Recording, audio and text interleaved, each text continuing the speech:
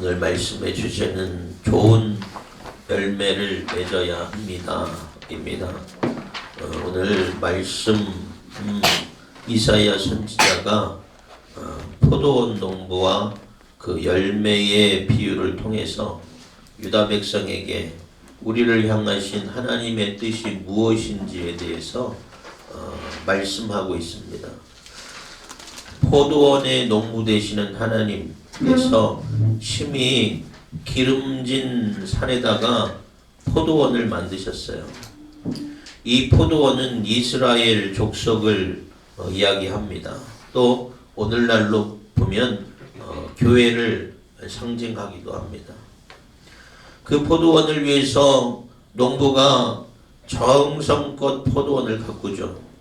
땅을 파서 돌을 골라내고 좋은 땅을 만들어내요. 정말 기름진 땅, 좋은 땅에다가 포도나무를 심습니다. 그리고 좋은 열매를 맺기를 기대를 해요. 그런데 그래서 또 사단 마귀와 같은 도적들이 틈타지 않도록 망대를 세워서 지켜봅니다. 또 담을 쌓습니다. 그래서 풍성한 열매를 기대하면서 포도원 안에다가 포도주와 포도즙을 내릴 수 있는 또 술틀도 마련했다고 오늘 본 말씀 가운데 기록되어 있어요. 그런데 이렇게 포도원 주인이 정성을 들여서 포도원을 가꾸고 또 만들었는데 정작 열매가 났더니 포도원 주인이 기대했던 극상품 포도가 나는 것이 아니라 들포도가 났다고 그랬어요.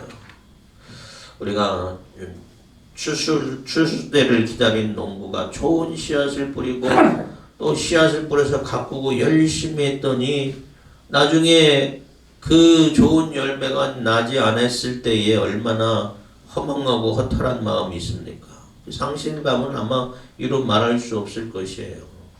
이처럼 하나님께서 좋은 포도 열매를 기대했는데 들포도 먹으면 쓰고 시고 그래서 상품 가치가 없는 그런 들포도를 맺었을 때에 아주 쓸모없는 것이라고 허탄하고 이제 그 포도원을 폐기하는 그 모습이 오늘 본문 말씀 가운데 나오고 있죠. 포도원 울타리를 다 걷어내고 담장을 헐어내서 들짐승들이 와서 먹게 하고 사람들이 와서 짓밟게 합니다. 아주 황폐하도록 가지치기도 안 하고 북도와주지도 않고 그냥 내버려두고 방치한다고 오늘 본 말씀에 기록하고 있어요. 이 말씀이 주는 교훈은 뭡니까? 이사야 선지자가 이스라엘 족속과 우리에게 선언하고 있는 것이 뭐예요? 하나님은 우리가 좋은 열매 맺기를 기대하신다는 것이에요. 여러분 좋은 열매 맺을 수 있는 여러분 되시기 바랍니다. 하나님이 우리를 포도원을 가꾸듯이 잘 가꾸고 보살피고 인도해 주셨어요. 그러면 우리가 좋은 열매를 맺어야 한다는 것이에요. 이사야 선지자가 하나님이 이스라엘의 농부가 포도원을 가꾸고 좋은 열매를 맺기를 기대한 것처럼 풍성한 열매를 기대한다고 본 말씀은 기록하고 있죠. 포도원 주인 되신 하나님 이스라엘 민족을 포도원을 경작하는데 그것이 두 번째예요. 첫 번째 경작은 어디서 있었냐? 에덴 동산에 있었습니다. 하나님이 에덴 동산을 만들어 놓으시고 모든 것이 다 풍성하게 만드셨어요. 얼마나 아름답게 하나님께서 만드셨는지 보시기에 좋았더라, 심히 좋았더라 할 정도로 좋은 농장이 바로 에덴 동산이었습니다. 그런데 에덴 동산이 기쁨의 동산이라 할 정도로 좋은 열매가 많이 열리고 하나님에게 보시기 좋았던데 나중에 결과는 어떻게 됐어요? 좋은 열매가 맺혀지기는커녕 죄악의 열매가 맺혀졌죠. 하나님이 에덴 동산에서 영생을 주는 생명나무 열매와 또 나머지는 다 먹게 하시고 한 가지 선악을 알게 하는 한 가지만 먹지 말라고 했는데 금지하신 것인데 사람이 탐욕으로 사단의 유혹을 받아서 탐욕으로 보암직도 하고 먹음직도 하고 지혜롭게 할 만한 그 유혹에 빠져서 그것을 먹고 죄를 짓게 되었습니다. 그래서 온 땅에 죄악이 가득하게 됐어요. 그래서 하나님께서 사람을 지으신 것을 후회할 정도로 세상이 죄악투성이가 되었어요. 그래서 하나님께서 어떻게 하셨어요? 홍수로 세상을 다 갈아엎었잖아요. 그리고 두 번째 농장이 바로 이스라엘이에요. 아브라함을 통해서 언약을 맺으시고 하나님께서 그 민족으로 하나님의 백성을 삼으시려고 얼마나 애지중지 정성을 다해서 가꾸셨는지 몰라요. 애굽에서 종살이 했을 때에 하나님께서 그 민족을 꺼내주셨습니다. 광야에서 40년 동안 방황할 때에 낮에는 구름 기둥으로 밤에는 불 기둥으로 그들을 인도하셨어요. 그리고 약속의 땅, 젖과 꿀이 흐르는 땅에서 이 민족이 번성하기를 바랬어요. 그런데 어떻게 됐습니까? 정말로 그 하나님의 백성이, 하나님의 민족이 정말 가장 좋은 열매가 되기를 바랬지만 지금 이사야 선지자가 이야기하는 건 뭐예요?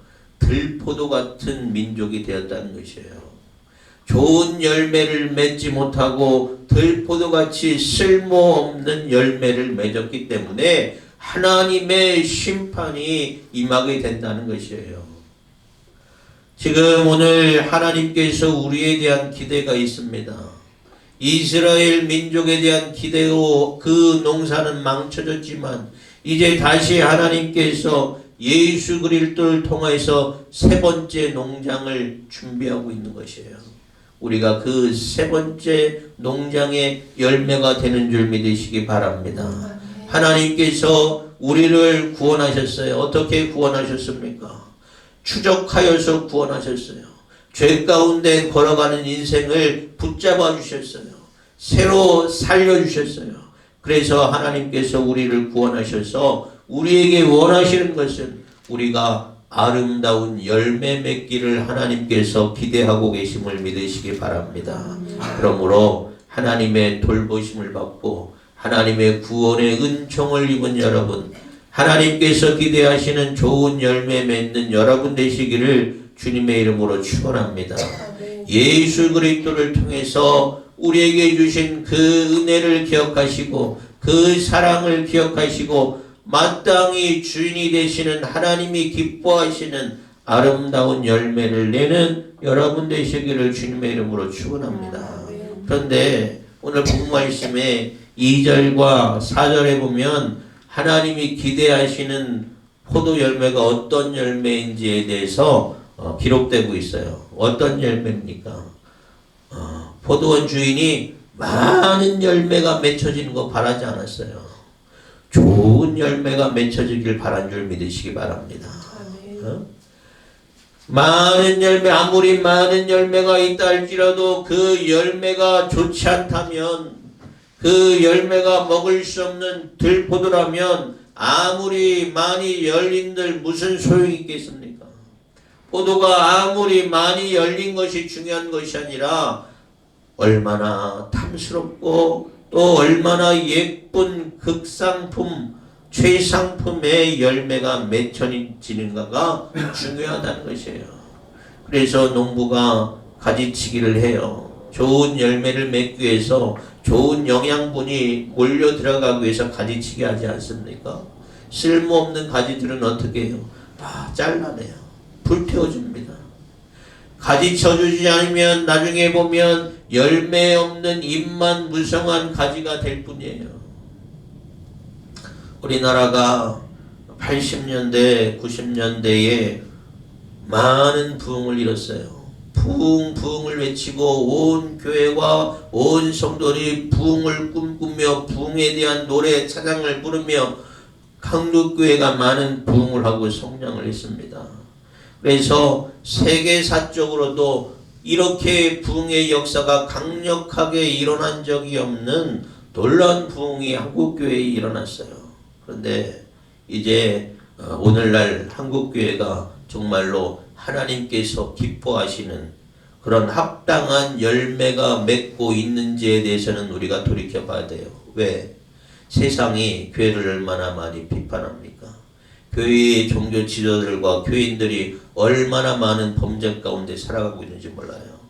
세상에서 빛의 모습을 다하고 세상에서 소금의 역할을 다해야 할진데 지금 우리의 모습이 하나님이 보시기에 정말로 아름다운 열매, 좋은 열매가 맺고 있는지 우리는 스스로 한번 돌이켜 봐야 한다는 것이에요. 이스라엘이 그랬습니다. 잎만 무성한 무화과나무처럼 쓸모없는 포도나무가 되었어요. 왜? 유목미던 그 이스라엘 백성을 하나님께서 하나님의 나라로 세우셔 주셨잖아요. 큰 복을 받게 하셨잖아요. 큰 민족이 되게 하셨잖아요. 나라가 번영되게 하셨어요.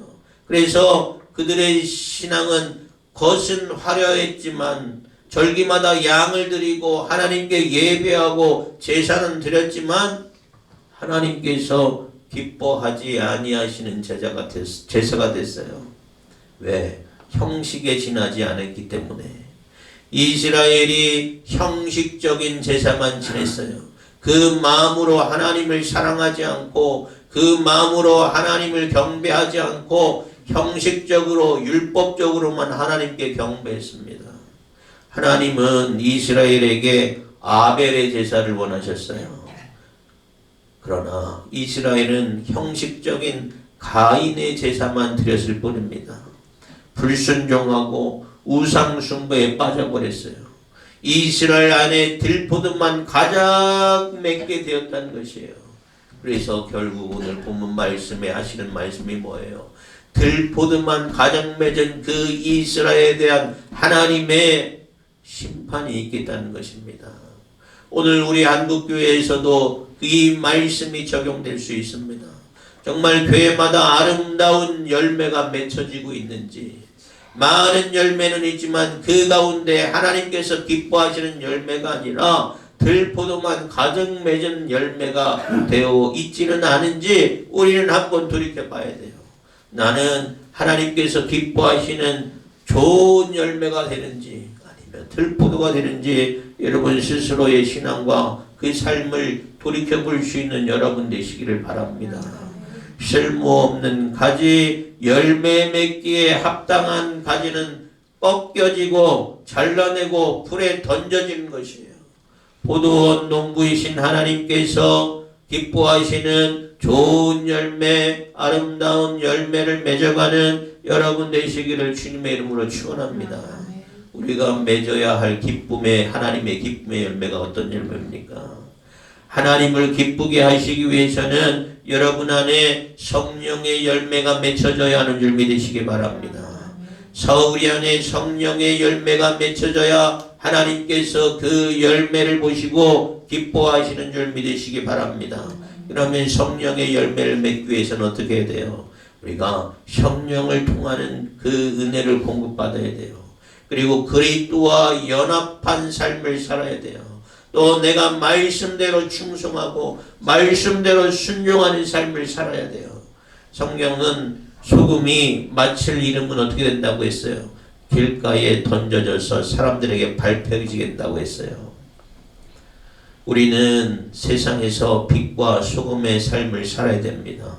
그것을 감당하려면 우리는 말씀대로 충성하고 말씀대로 순종하는 삶을 살아야 하는 줄 믿으시기 바랍니다. 요한복음 15장 5절의 말씀이 있습니다. 나는 포도나무요 너희는 가지라.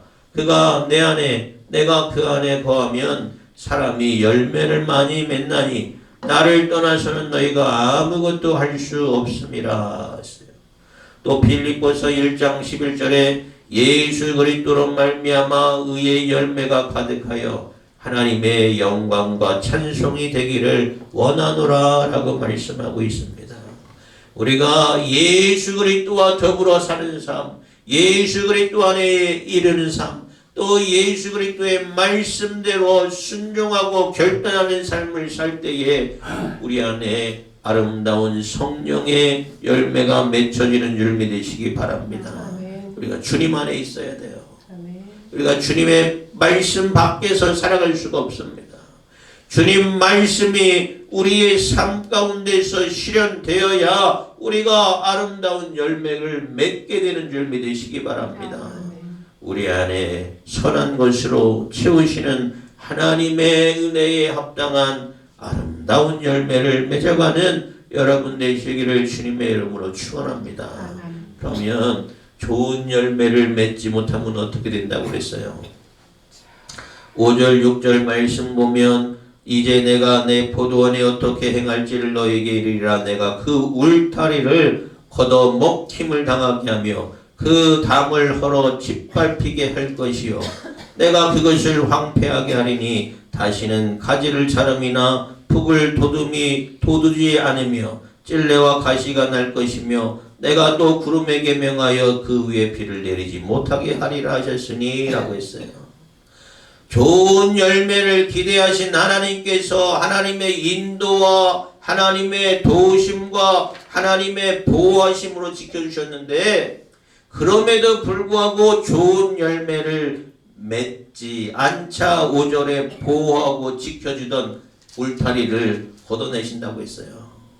또 담을 헐어서 짓밟히고 황폐하게 하신다고 그랬어요. 하나님의 기대를 저버리고 열매 맺지 않는 포도원은 하나님께 쓸모가 없습니다. 하나님이 포도원에 많은 것을 투자하고 정성을 다했는데 그래서 최상급 열매를 기대했는데 정반대로 쓸모없는 들포도만 맺게 된다면 내에 던져질 것이고 불에 태워질 뿐이에요. 결국 에덴 동산에서 아담과 하와가 쫓겨났잖아요. 다쳐졌잖아요. 세상에 내던져졌잖아요. 또 이스라엘은 어떻게 됐습니까? 북이스라엘과 남유다가 다 불타버렸어요. 왜 이방인들이 쳐들어와서 다 짓밟아버렸어요. 돌 위에 돌 하나 남지 않을 정도로 하나님의 심판이 임하게 됐어요. 이제 세 번째 포도원인 우리에 대한 하나님의 기대를 우리가 충족시켜야 하는 줄 믿으시기 바랍니다. 하나님의 기대에 합당한 열매를 맺어야 하는 줄 믿으시기 바랍니다. 이 말씀을 듣고 두렵고 떨림으로 내가 하나님께서 기뻐하시는 아름다운 열매를 맺어야겠다 결단하고 소원하는 여러분 되시기 바랍니다. 7절에 하나님은 정의와 공의의 아름다운 열매를 맺기를 원하신다고 그랬어요. 오늘 하나님은 우리에 대한 기대를 갖고 계십니다.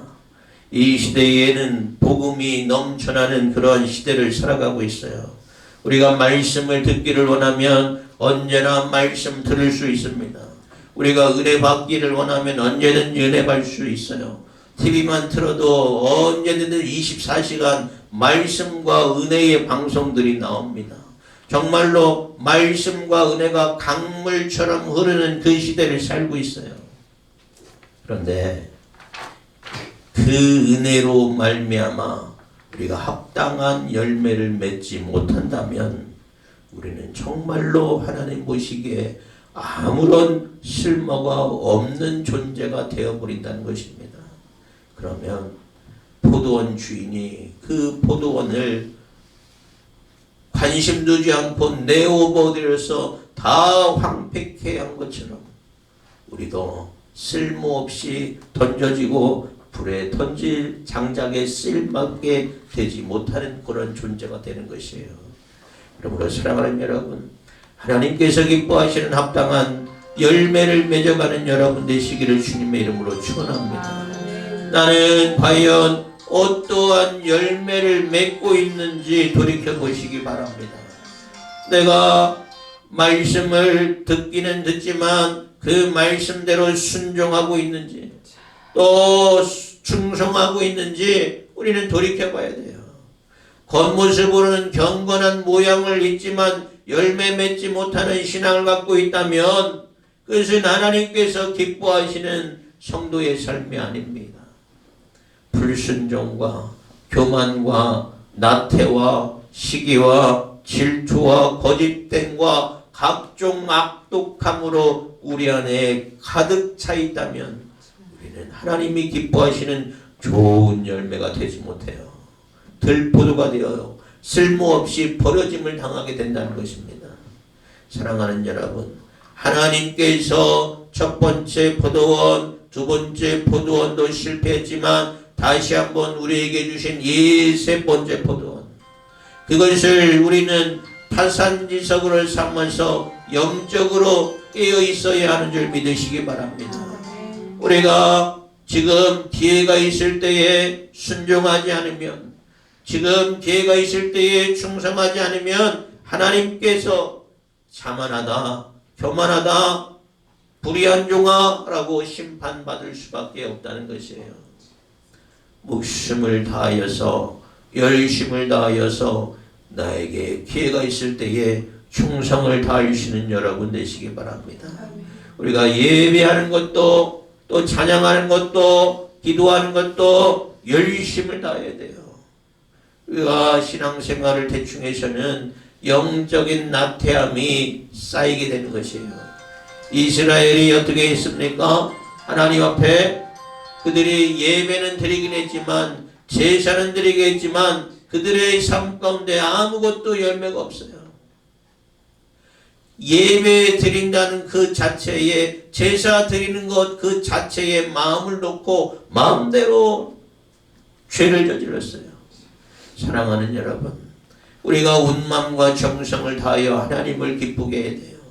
우리가 온 마음과 정성을 다하여 하나님께 예배해야 돼요. 하나님께서 원하시는 예배가 어떤 예배겠습니까? 하나님이 기뻐하시는 예배는 순종하는 자의 예배인 줄 믿으시기 바랍니다. 하나님께서 기뻐하시는 예배는 충성하는 자의 예배인 줄 믿으시기 바랍니다. 거룩한 모습으로 나와서 예배하지만 충성과 순종이 담겨 있지 않다면 그것은 하나님께서 기뻐하시지 않는 가인의 제사나 다름이 없어요. 하나님께서 우리에게 또 나에게 원하시는 것이 무엇인지 그 사명을 깨닫는 여러분 되시기 바랍니다.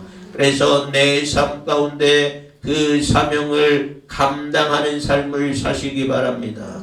감당하는 삶을 통해서 아름다운 복된 열매를 맺어서 하나님이 기뻐하시는 좋은 열매 되는 여러분의 귀한 삶이 되시기를 주님의 이름으로 축원합니다.